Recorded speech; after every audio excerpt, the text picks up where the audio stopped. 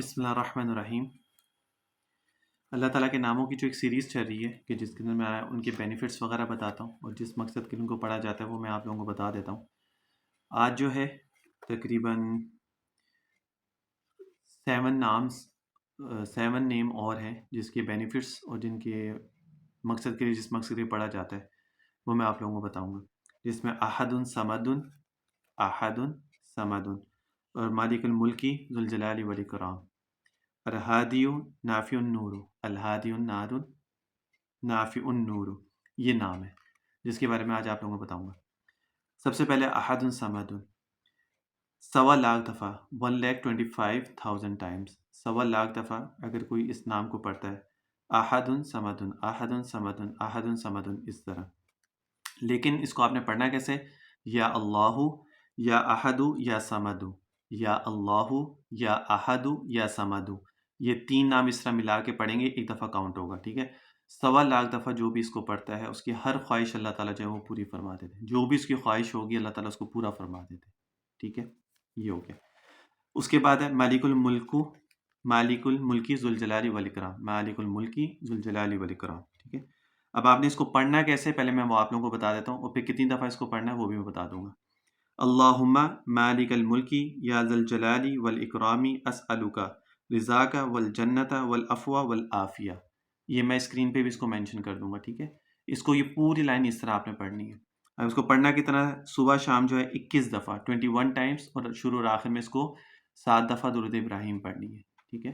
21 Times صبح شام، یہ پوری جو میں نے آپ کو 2 لائنز جو پوری ترکیب ہے وہ جو میں نے آپ کو بتائی اس طرح پوری اس کو پڑھنا ہے 21 ٹائمز صبح اور شام میں، ٹھیک ہے؟ اول آخر درود شریف اس کو پڑھ لیں۔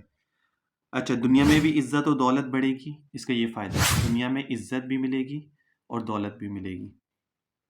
اچھا، اور آخرت میں بھی عزت و عظمت سے رہے گا، دنیا اور آخرت میں عزت ملے گی اور دنیا میں اللہ تعالیٰ اس کو مال و مال کرے گا، غنی کرے گا، دولت ملے گی، اور اگر اللہ تعالیٰ کا قرب سے بھی اس کو جو ہے وہ نوازا جائے گا، یعنی اللہ تعالیٰ کا جو قرب ہے وہ اس کو نصیب ہوگا۔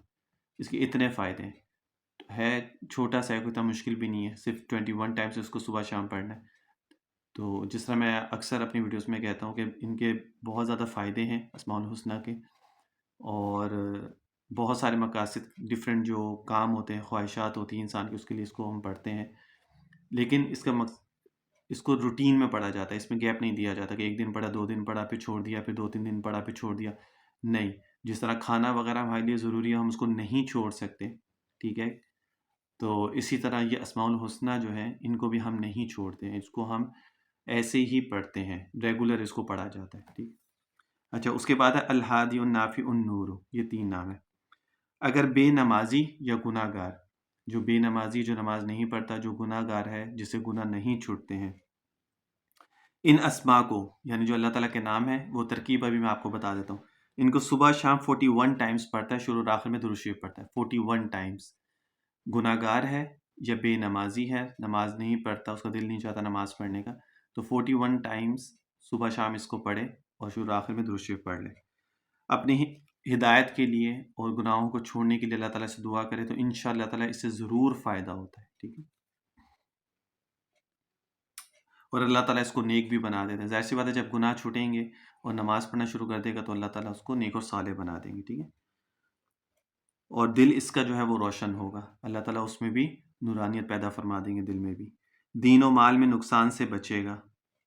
اچھا، اب اس کو پڑھنا کس طرح ہے وہ بھی میں بتا دیتا ہوں آپ کو، یا اللہ یا ہادی یا نافع یا نور، اس طرح اس کو پورا پڑھنا ہے، یا اللہ یا ہادی یا نافع یا نور، شروع میں یا اللہ لگانا ہے، پھر یا ہادی یا نافع یا نور، اس طرح اس کو پڑھنا ہے۔ 41 ٹائمز پڑھنا ہے صبح شام، درود شریف آگے پیچھے پڑھ لیں، انشاءاللہ نمازی جو بے نمازی ہے اللہ تعالیٰ اس کو توفیق عطا فرما دیں گے نماز پڑھنے کی بھی، اور جس سے گناہ نہیں چھوٹتے ہیں تو اللہ تعالیٰ اس کو بھی، یعنی یہ پڑھ کے پھر اس کے بعد دعا کرے اللہ تعالیٰ سے۔ اور جو سب سے زیادہ ضروری چیز ہے نا، اللہ تعالیٰ تو مدد کرتے ہی ہیں، لیکن انسان خود بھی ہمت جب تک نہیں کرے گا جب تک وہ کام نہیں ہوتا۔ اب ایک چیز میں ارادہ کروں، میں اب گناہ نہیں کروں گا، تو میں وہ سب چیزیں چھوڑوں گا جو مجھے گناہ کی طرف لے کے جاتی ہیں۔ اگر میں ان چیزوں کو نہیں چھوڑوں گا تو ایک دن تو میں اپنے آپ کو بچا لوں گا ان چیزوں، لیکن دوسرے دن شیطان اتنا حاوی ہو جائے گا میرے اوپر کہ وہ مجھ سے گناہ کروا ہی دے گا۔ تو جب تک ان چیزوں سے میں دور نہیں ہوں گا جو گناہ کا سبب بنتی ہیں تو تب تک میں گناہ نہیں چھوڑ سکتا۔ میں 2 دن تو چھوڑ دوں گا، تیسرے دن پھر دوبارہ میں گناہ کر کے بیٹھ جاؤں گا. تو اس کا یہی طریقہ ہوتا ہے کہ اللہ تعالیٰ سے دعا کرے اور پھر گناہوں کا جو سبب بننے والی چیزیں اسے اپنے آپ کو بچائے. پھر انشاءاللہ تعالیٰ انسان نمازی بھی بن جاتا ہے، اللہ کی نورانیت اس کے دل میں بھی آ جاتی ہے، اور پھر وہ گناہوں سے بھی بچنا شروع کر دیتا ہے.